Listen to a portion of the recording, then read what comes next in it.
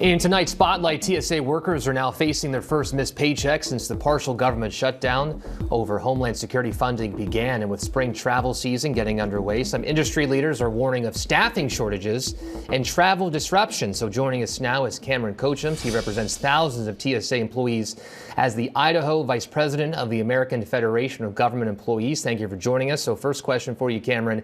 As the partial government shutdown drags on and TSA workers continue without pay, what are you hearing from your colleagues about how they are putting food on the table, making ends meet? Yeah, well, I just want to start off with morale is pretty low with my coworkers.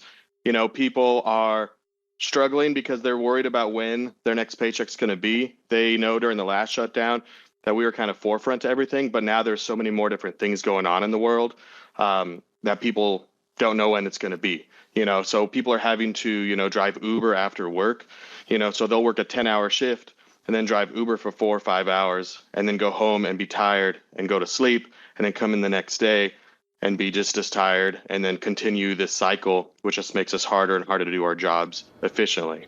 So how are they doing their jobs efficiently? Because they're working full days, then they're driving, as you said, Uber for about 10 hours, sleeping, then they're tired coming into work.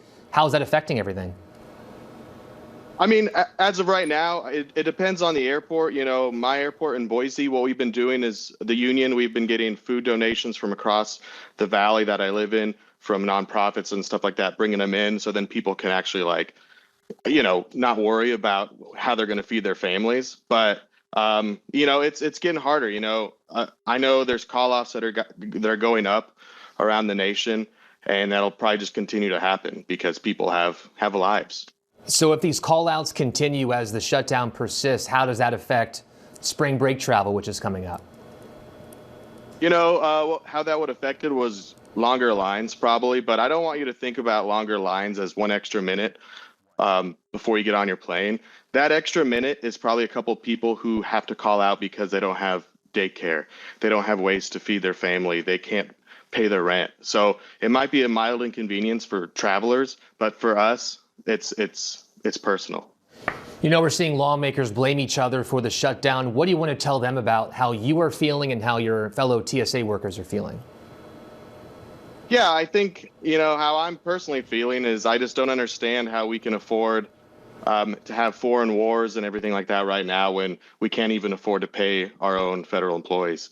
If we're trying to treat the government like a business, as they say, I don't know what businesses people don't get paid for up to almost 2 months, And so I really just plead for them to, come together, make decisions, compromise. That's what we all learned in elementary school, middle school, high school. That's how the government's supposed to work, is one side has one belief, another side has another belief, and then you come together to compromise. And we're just not seeing that in any part of the government right now. So I just really hope and pray that they can do that.